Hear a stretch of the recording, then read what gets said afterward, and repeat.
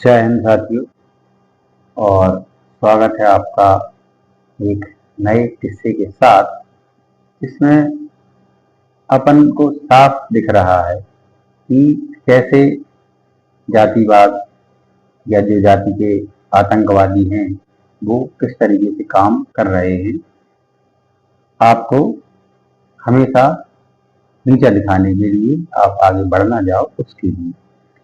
तो ये रिजल्ट आया अभी 2025 का यूपीएससी का रिजल्ट है, जिसमें आप साफ देख पाएंगे कि किस तरीके से ये जातंकवादी जो लोग हैं वो दलितों को किस तरीके से नीचा दिखाने की कोशिश करके उसमें कामयाब हो जाते हैं, और हम लोग कुछ भी नहीं करते, कोशिश भी नहीं करते हैं।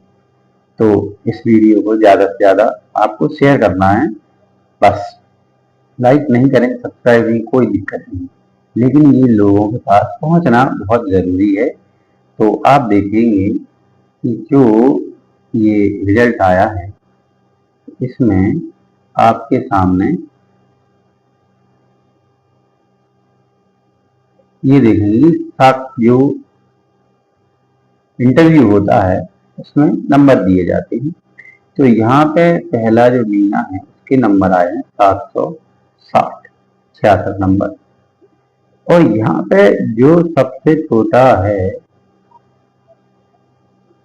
ये, इनके नंबर है 679।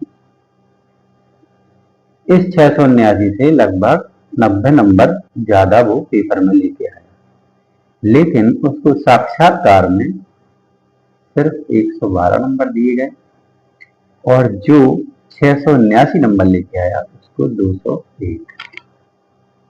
तो उसके टोटल नंबर हो गए 880, और इसके 879, एक नंबर कम।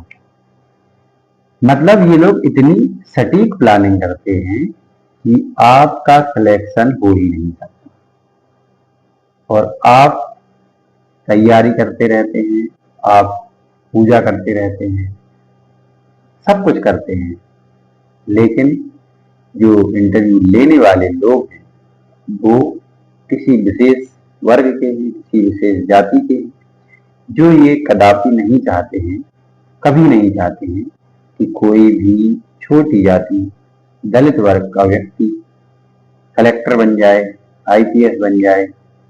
और जब भी तुम ये डेटा देखोगे, कहीं पर भी जाके देखो, किसी भी डिपार्टमेंट में देखो, जो आला दर्जे के अधिकारी हैं वो सारे के सारे किसी एक विशेष वर्ग के हैं, दलित नहीं है।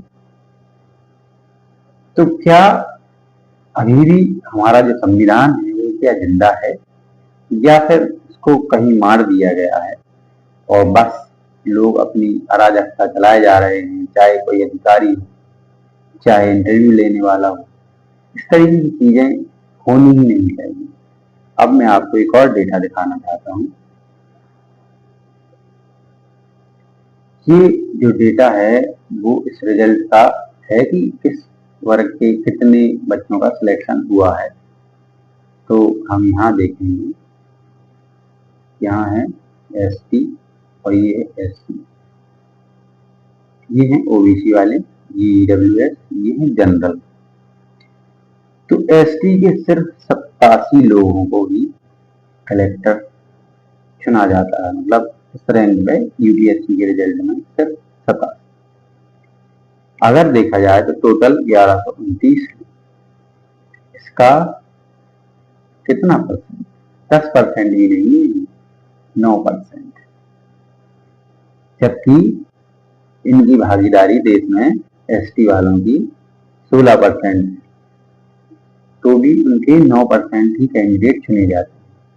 अब एससी वालों की देखें, ये भी कुछ 15%, लेकिन अगर ऐसे आरक्षण में भी जाएं तो भी 20% का आरक्षण है, तो भी इनके सिर्फ 15% लोग ही यूपीएससी क्रैक करते हैं।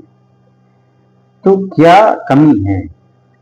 तो इसके लिए एक किस्सा है कि जब पेपर जो है किसी एक विशेष वर्ग के द्वारा बनाया जाता है, और वो जातिवादी होते हैं, तो उनके ही लोग उसमें सिलेक्ट होते हैं, क्योंकि इंटरव्यू तो सामने ही होगा, उसमें देख के ही नंबर दिए जाएंगे, तुम कौन हो, तुम्हारा नाम क्या है, तुम्हारी जाति कौन सी है, इन सब का मायना रखता है।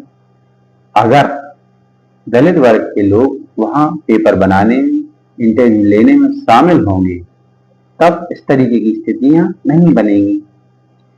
तो कुछ लोग कहेंगे कि अब जब इंटरव्यू बोलेगा ही नहीं तो कैसे। आप जो कमेटी है इंटरव्यू की, उसमें दलित लोगों को भी शामिल कीजिए, फिर देखते हैं कि कैसे उन्होंने नहीं बोला या क्या बोला, इसकी जानकारी कैसे होगी। तो मैं सबसे अपील करना चाहता हूं कि अपने हक के लिए लड़ें और हर चीज के लिए लड़ें। जो आपके साथ अन्याय हो रहा है, जो भी लोग हैं जो इसमें नहीं आते हैं, उनको भी मैं ये सलाह देता हूं कि कभी ना कभी ये आपके साथ भी किसी रूप में होगा, और जब ये होगा तब आपको पछतावा होगा। इसलिए अपने आप को जागरूक रखें, किसी जाति किसी धर्म में बांध के ना रखें, अपने आप को आजाद रखें, आजादी का आनंद लें, कहीं बंधे ना, और हर चीज को सुरक्षित ढंग से होने दें, अगली पीढ़ी के लिए होने दें। तब तक के लिए जय हिंद।